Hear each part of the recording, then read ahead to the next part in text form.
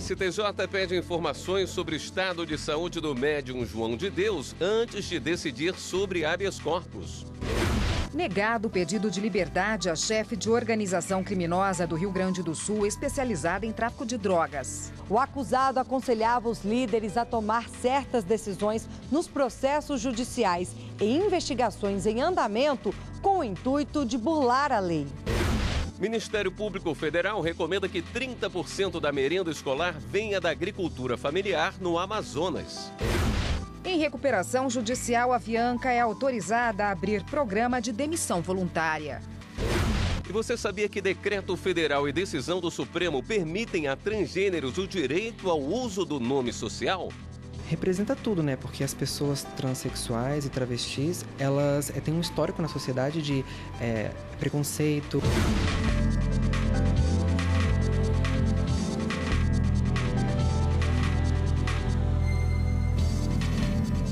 Olá, boa noite. Boa noite para você.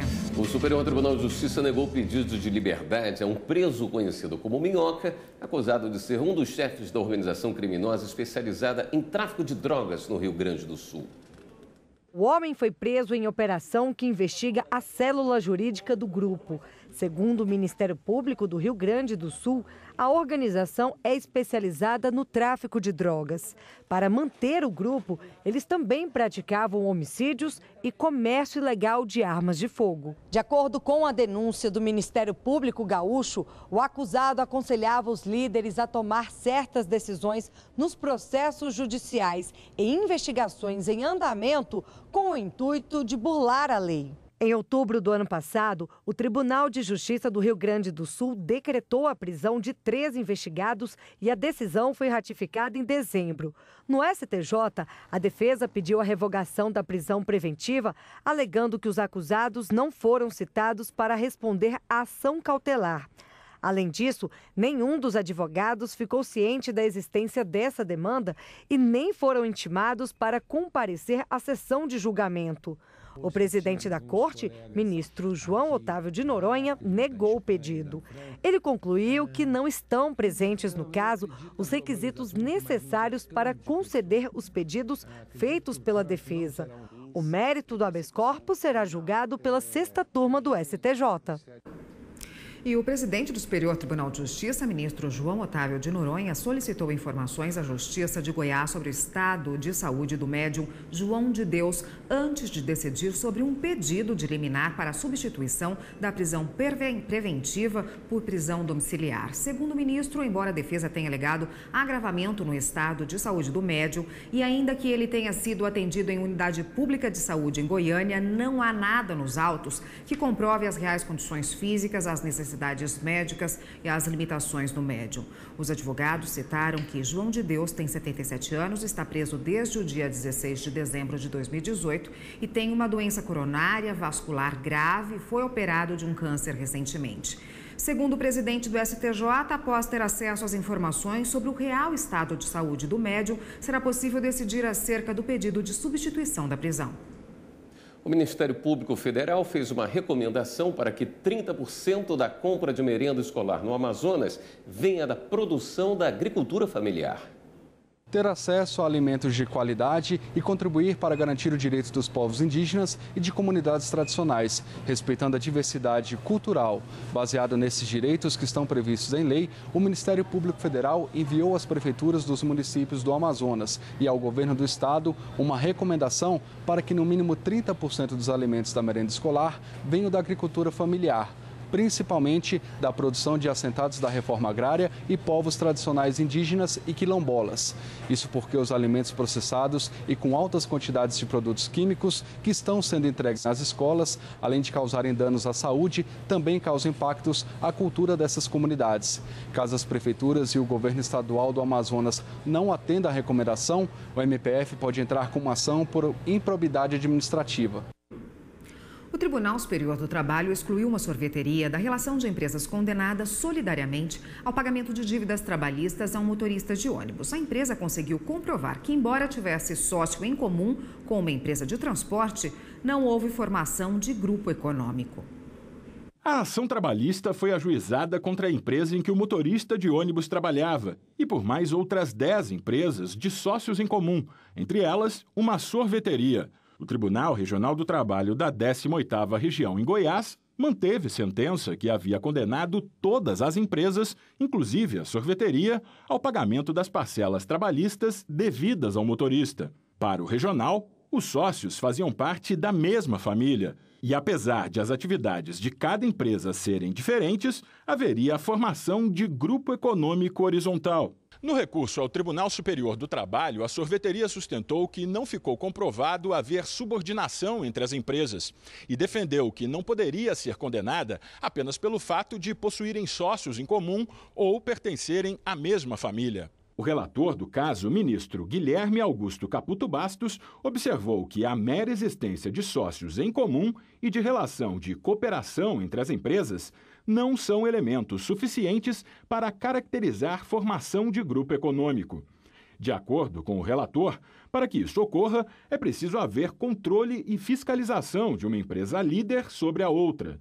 E julgou improcedente os pedidos feitos na petição inicial para que a sorveteria pagasse as dívidas trabalhistas do motorista de ônibus.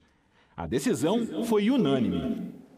A Avianca vai conceder 600 licenças não remuneradas para funcionários e abrir um programa de demissão voluntária para comissários, pilotos e copilotos.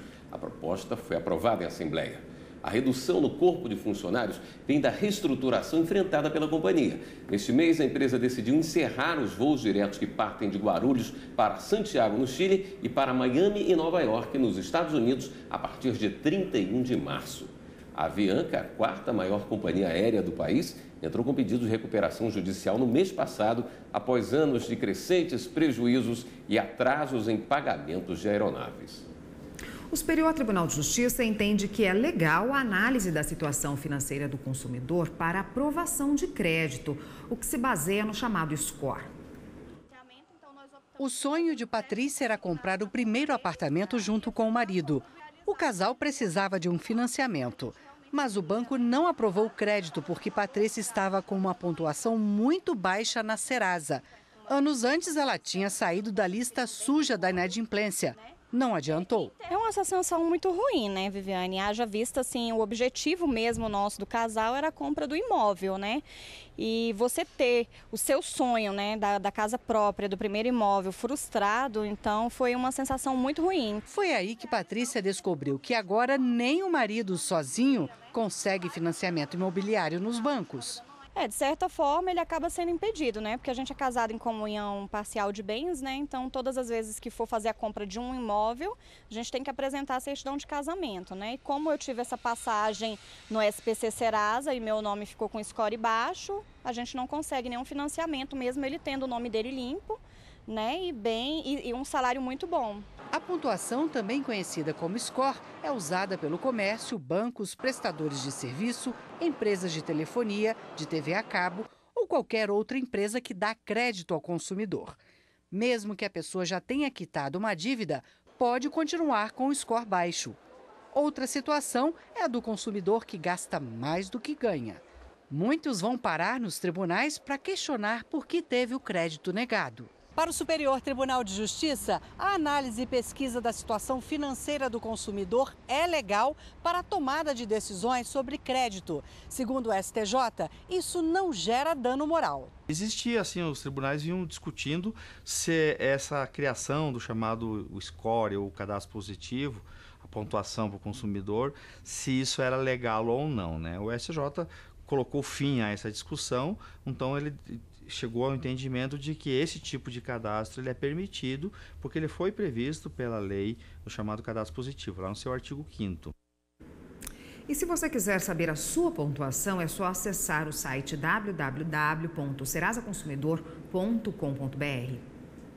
No próximo bloco, apesar de ser pouco usada, nota promissória tem validade jurídica, mesmo se a assinatura não for reconhecida em cartório. Ela pode ser feita em qualquer papel, fala assim, pacote de pão, papel higiênico, qualquer pedaço de papel, se tem os requisitos.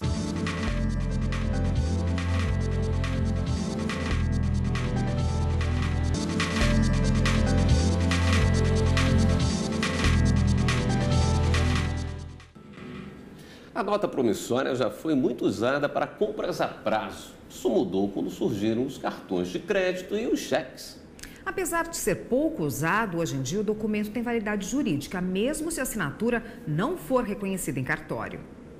Nessa loja de roupas e sapatos, a nota promissória ainda é a preferida dos clientes para compras a prazo. Tem a opção cartão, débito e crédito, tenho dinheiro e trabalho com a nota promissória, que hoje é uma das melhores opções para mim, porque conheço todos os clientes e, assim, 90% das vendas é na nota promissória. Bianca é uma dessas clientes. É uma ótima opção, ainda mais quando você quer guardar um pouquinho do limite do cartão, ou às vezes o limite já até acabou, você acaba usando a nota ali para uma coisinha ou outra, é o que salva a maioria das pessoas, né? A nota promissória é uma promessa de pagamento. Ao assinar, a pessoa assume a responsabilidade de pagar uma dívida. E ao contrário do que muita gente pensa, o documento tem validade jurídica, mesmo se a assinatura não for reconhecida em cartório.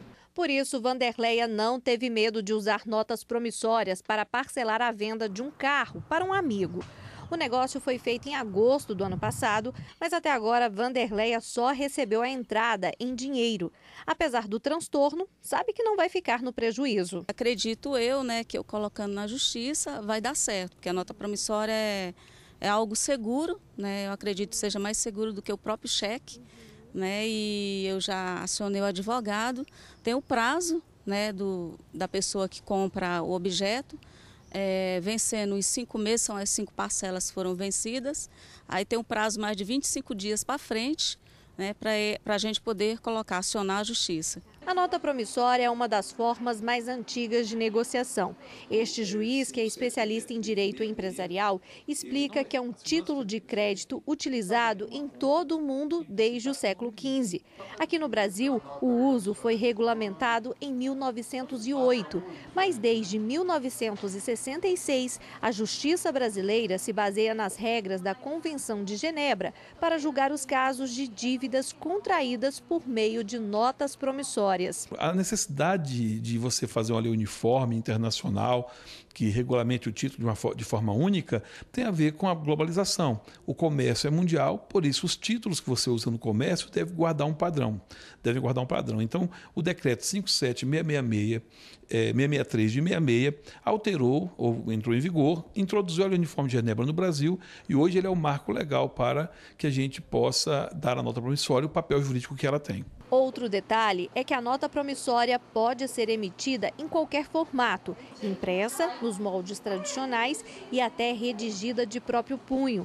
Ao emitir, só precisa ficar claro que se trata de uma nota promissória com as informações do valor do débito, o nome e o CPF do credor, a assinatura e a data em que o pagamento deve ser feito. Ela pode ser feita em qualquer papel, fala assim, pacote de pão, papel higiênico, qualquer pedaço de papel, se tem os requisitos, a lei fala, tem lá escrito nota promissória, tem lá a promessa de pagar, tem a data que vai pagar, não é nem tão essencial a data, porque se não tiver data ela é à vista. O local do pagamento, o local da emissão, a assinatura do emitente, você tem uma nota promissória aí. O cálculo das aposentadorias por tempo de contribuição mudou. A nova regra exige 1 ano a mais para homens e mulheres se aposentarem. A soma, conhecida como 85,95, subiu 1 ponto, passando para 86,96. A fórmula será aumentada gradualmente até 2026. 2019 chegou trazendo mudanças. Já está em vigor a nova regra da aposentadoria que aumenta a pontuação para concessão do benefício. Mas será que a população já está ciente disso? Por enquanto não estou sabendo. Gínio está se aproximando desse momento. Eu já tenho 38 anos já trabalhando como bancário.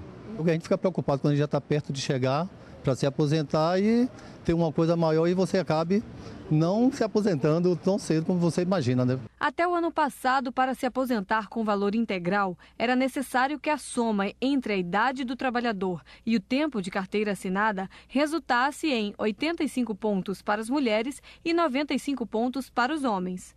Mas agora aumentou 1 ponto nesta conta. Mulheres devem ter no mínimo 30 anos de contribuição para somar com a idade, a partir de 51 anos. E o resultado deve dar 86 pontos. Já os homens devem ter 35 anos de contribuição e 61 anos de idade, somando um total de 96 pontos. A regra de aposentadoria é fixada pela Lei 13.183 de 2015 e prevê que esse número ainda vai aumentar a cada 2 anos, chegando até a 2026 com a pontuação final de 90 pontos para as mulheres e 100 pontos para os homens. Desde que você tenha 35 anos de contribuição se homem, 30 anos de contribuição se mulher, você pode se aposentar mesmo sem essa soma. Só que há o fator previdenciário, que é um redutor dessa aposentadoria. Só que quem continua trabalhando e continua caminhando na idade, porque a idade não para, essa soma ela não é necessariamente de 1 ano. Ela pode ser 6 meses de trabalho, então aquele que tiver, por exemplo, 35 anos e 6 meses, ele só precisa de 60 anos e 6 meses para fechar os 96 pontos. Então, não necessariamente a pessoa, para ficar novamente livre do fator previdenciário, vai ter que esperar mais 1 ano para fazer esse ponto. Esse é o caso de Gínio, que já fez as contas. Na realidade, você só aumenta 6 meses, porque você tem 1 ano de trabalho com 1 ano da data, né, do seu aniversário, então você aumenta só na realidade 6 meses. Para se aposentar, para requerer qualquer outro benefício também é através do 135 ou através da internet. E também o segurado pode usar o app para smartphone, para tablets, para computadores, o Meu INSS, onde ele faz a senha e tanto a aposentadoria por tempo de contribuição, a aposentadoria por idade, ele já pode fazer o requerimento através do próprio aplicativo. O Tribunal Superior do Trabalho aumentou a indenização a ser paga a um instrutor de mergulho que teve o rosto mutilado pela hélice do motor de um barco. O empregado afirmou ter caído na água após um solavanco da embarcação. O Tribunal Regional do Trabalho da 6ª Região, em Pernambuco, decidiu acrescentar R$20 mil à condenação imposta à empresa referente aos prejuízos estéticos sofridos pelo mergulhador. O TRT entendeu que o valor fixado em primeiro grau de R$29 mil de indenização por danos materiais e mais R$30 mil por danos morais não eram suficientes para cobrir os estragos provocados pelo acidente. A decisão do regional foi fundamentada pelo laudo pericial, que apontou a total incapacidade do profissional para retornar às atividades de trabalho. De acordo com o processo, o mergulhador conduzia um bote motorizado que já apresentava problemas técnicos. Após um solavanco na hora da partida, ele foi lançado ao mar e, quando caiu na água, teve o rosto mutilado pela hélice de um dos motores. Com o acidente, ele perdeu vários dentes e parte do maxilar. Após condenação do TRT, a empresa que contratou o mergulhador sustentou que ele havia sido imprudente na condução da embarcação e alegou culpa exclusiva da vítima. O caso foi levado ao Tribunal Superior do Trabalho. A relatora do processo na 2ª turma, ministra Maria Helena Malman, entendeu que os valores arbitrados em 2º grau não atendiam aos requisitos de razoabilidade e proporcionalidade diante da gravidade do caso. Assim, decidiu aumentar ainda mais o montante das indenizações por danos morais e estéticos e fixou o valor em R$160 mil. Além disso, a 2ª turma determinou que seja paga ao mergulhador pensão mensal vitalícia a título de dano material. A decisão foi unânime. E você vai ver no próximo bloco o direito ao uso do nome social. Eu respeito a nossa real identidade, a identidade que a gente se identifica.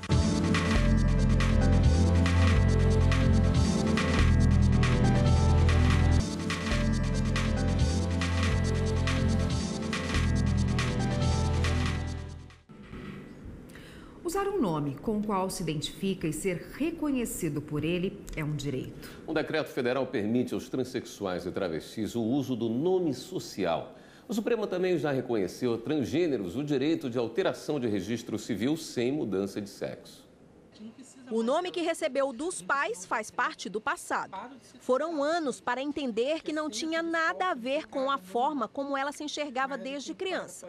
Aos 13 anos de idade, decidiu que queria ser chamada pelo nome social, Paula. Nome social nada mais é que uma política pública direcionada para pessoas trans, que querem ser respeitadas no seu nome social, que são reconhecidas na sociedade. Lembrando que nome social não é um nome definitivo que a pessoa tem que ir por via jurídica, né? Antes era via jurídica, agora até pelo cartório já consegue fazer essa mudança. Em 2016, entrou em vigor o decreto presidencial 8.727 para resguardar o direito das pessoas serem chamadas de acordo com a identidade de gênero.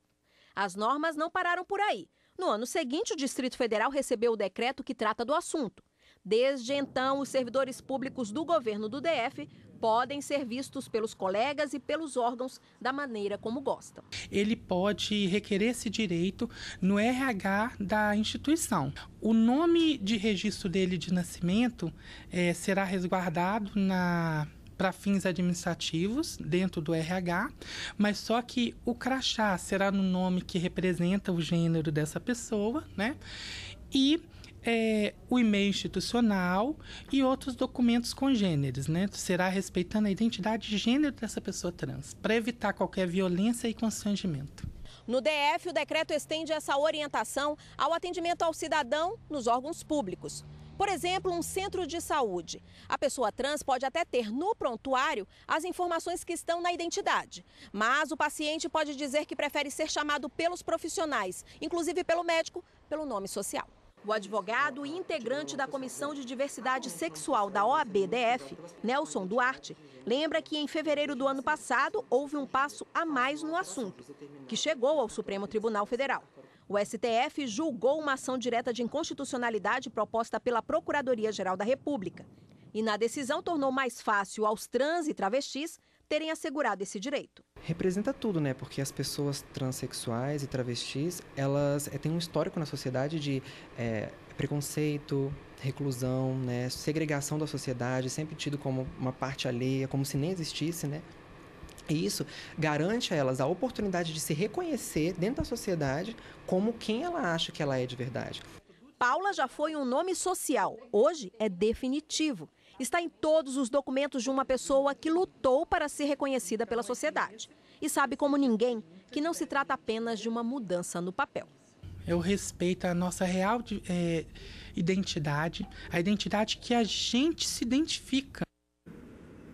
E vamos ficar por dentro das últimas notícias. É hora do Giro na Rede.